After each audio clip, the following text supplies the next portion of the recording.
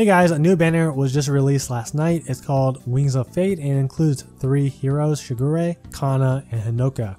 In this video, I'll be reviewing each unit in this banner, and hopefully by the end of this video, you guys can make your own judgment on whether or not this banner is worth summoning from. First unit is Shigure. He is a lance flyer with 40 HP, 33 attack, 37 speed, 27 defense, 25 resistance, and 162 BST. Well, I thought if anyone was going to have underwhelming stats, I would have guessed it would have been Shigure. When units have alternates, their stats are usually around the same ballpark as their originals. His alternate is performing art Shigure, and he doesn't exactly have the best looking stats, but that's mainly due to his class. This Shigure, on the other hand, is amazing. He's the fastest lance unit in the game as of right now, and the best part about him is that he has enough attack to back it up, unlike somebody like Claire, who needs to rely on her resistance and defense ploy in order to deal decent damage. Let's compare him with the top 2 offensive lance flyers, Kana and Cordelia. Kana has 34-36 offensive stats, Cordelia has 35-35, and Shigure has 33-37. So back when I reviewed Kana, I said that I would take Tana's 34-36 over Cordelia's 35-35 because the 1 extra speed has more weight than 1 extra attack. I'm going to say the same thing about Shigure. I would take his 33-37 stats over 34-36 or 35-35. If his attack was any lower or if he was a different color, then I probably wouldn't say that, but he's blue, so having more speed is always great to make sure he's outspeeding those fast sword units. As for his defensive stats, they're decent. He has the speed to prevent many doubles, and with those defensive stats, he can survive at least 1 hit from most enemies. His weapon is Harmonic Lance Plus, plus 10 damage when special triggers, basically a Wodow Lance. It's inheritable, so a lot of you guys are probably going after him just for this weapon. It's going to be great for any speedy lance unit that doesn't have a unique weapon. Anyone that can run Fire Sweep Lance can run this weapon as well. Armored units with Bullfighter will love it too, so if you have a Bullfighter FE or Winter Robin, maybe consider giving them this weapon. If you are planning on using it as skill fodder, then I would probably give it to an infantry or armored unit just because Wrath is exclusive to those 2 classes and Wrath works so well with Wodow type weapons. Special is Noontime. Wodow weapons actually work with these healing specials like Noontime and Soul. When Noontime or Soul activates, not only does the unit receive healing, but they deal 10 extra damage. New A skill is Darting Stance 3, grants plus 6 speed on enemy phase. I don't think it's that great of a skill, but others would say otherwise. Aside from some cheesy mixed phase sets, I think there's always a better build or option than to give your hero Darting Stance. However, I'm not going to sleep on it. I do think it could be a very useful skill when new B skills are released.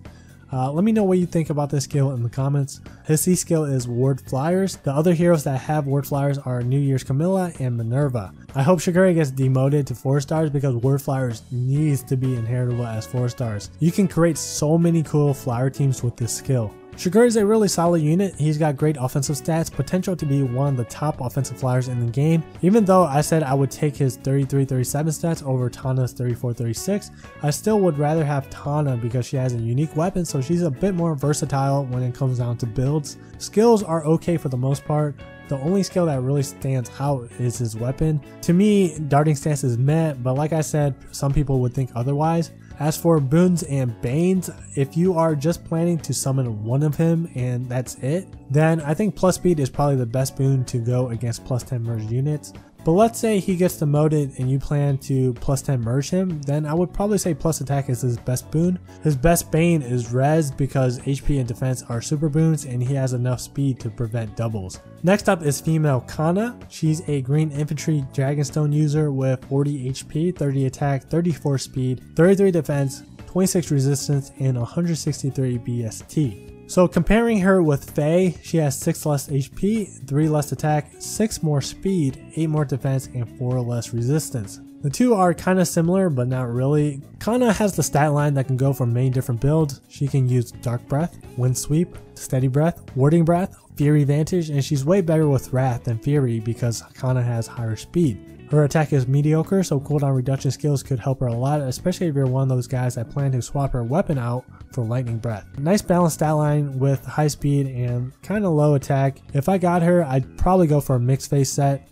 Her weapon is Water Breath. It's inheritable, and if foe initiates combat, grants defense resistance +4 during combat. If foe's range equals 2, calculate damage using the lower of foe's defense or resistance. It has built-in bracing stance 2 and the normal secondary effect against ranged foes. Not bad, but it's kind of wonky.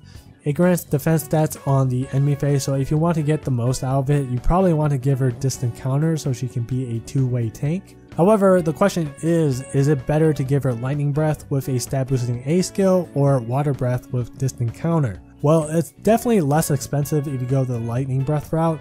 I think with Lightning Breaths, she'll end up either being the same defensively or better defensively, but weaker offensively depending on which A skill she has. I mean, honestly, she doesn't have to run distant counter. This kind of weapon just gives her more of a reason to go for a mixed phase build. For example, you could give her Speed Smoke and let her tank a hit on the enemy phase, and that'll allow her to get doubles on the following player phase. The secondary effect works when Kana attacks a ranged foe on the player phase, so keep that in mind. Draconic Aura is her special. Her base attack is 30, 44 with Water Breath, and 50 with Fierce Stance, so that's about 15 extra damage, which is okay, but I think Bonfire is probably better. It also depends on the rest of her skill set. A skill is Fierce Stance. She has average attack, and Fierce Stance definitely helps patch that up a bit. She has mediocre attack, and Fierce Stance definitely helps patch that up a bit. It's great for enemy phase, but her player phase is still going to be trash. C skill is a new C skill. It's Go Dragons. We now have every single stat boosting Dragon Emblem buff. This will be great for those that have speedy Dragonstone users like Naui, Korin, or Female Grima. With this skill, you can create many cool teams with it. I mean, you could stack 4 Go Dragons, and even Adult Tiki could get her speed up into the 40s.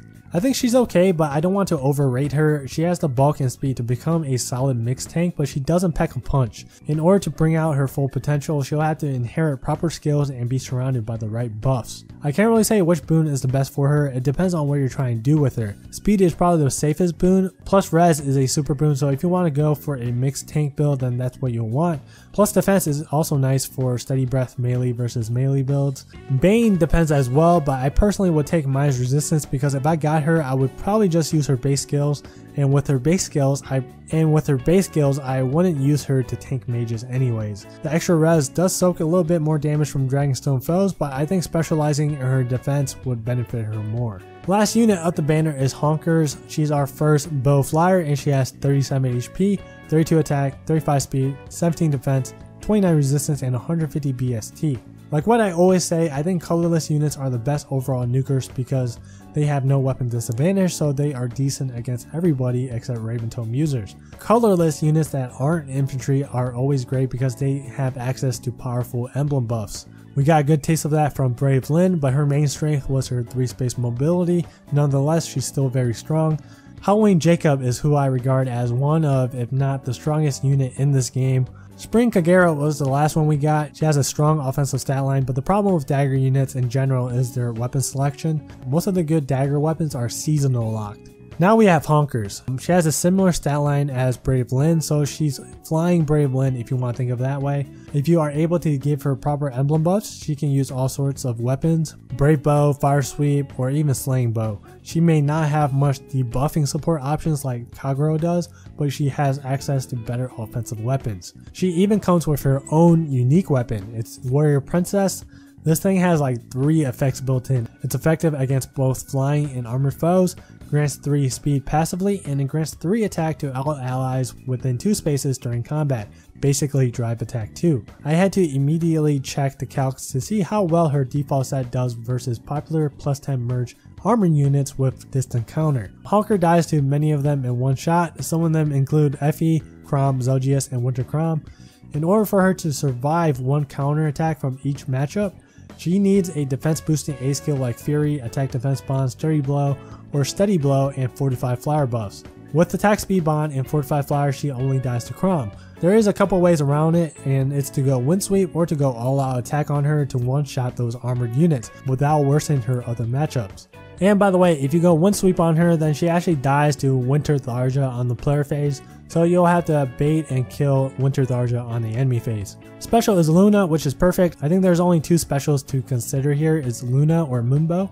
A skill is attack speed bond. Bond skills are best used on the enemy phase. It's kind of difficult to use on an offensive flyer, but it's doable. You just have to take your time and position correctly, which isn't hard to do considering that she's a flyer unit. Her B skill is flyer formations. Unit can move to a space adjacent to a flyer ally within 2 spaces. If a flyer ally is nearby, then the unit can jump to a spot adjacent to that ally. I found this skill to be really useful for repositioning allies out of danger. You can also use it to reposition allies forward. This also makes it easier for her to position and activate her bond skills, so that's quite nice as well. C skill is flyer guidance. Flying allies within 2 spaces can move to a space adjacent to a unit. It's the total opposite of flyer formations. You can think of it this way: flyer guidance grants flyer formations to flyer allies within 2 spaces. Positioning is key in this game. More mobility equals more options, and the more options you have equals more room for error. As good as Hinoka looks at first sight, she does have a major flaw in her kit, and that's her inability to survive disencounter armored foes, but there are ways around that, like I have stated earlier. Her main strength is her class. She's our first bow flyer unit and so happens to be pretty good stat wise. Her stats are comparable to Brave Lyn, and they're good enough to run any of the cookie cutter bow sets like Fire Sweep or Brave Bow builds. Her best boon is attack or speed. I prefer speed over attack for more reliable doubles. Best bane is definitely HP, defense and resistance are both super banes. Alright, so here's my summoning ranking for this banner. It was pretty close between Hinoka and Shigure. I went with Hinoka being the best in the banner because she's the first bow flyer in the game and she has pretty good stats. Shigure is speedy with decent attack and defensive stats, but we do have Kana and Cordelia. All 3 of those guys will have similar results with the same build, so Shigure isn't that special. Kana is last because she reminds me of a green female Grima, but a tad bit worse. I think she may have a hard time 1-round KOing anything besides blues. So the question is, should you pull from this banner? I know most of you guys probably blew your orbs already, but you should wait until Golden Week. It's right around the corner and this banner should still be up by then.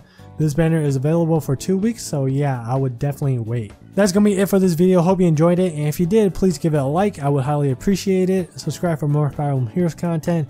If you have any questions, you can ask me below or contact me on Twitter or in my Discord server. The links are in the description. Thanks for watching, and I'll see you guys in the next video.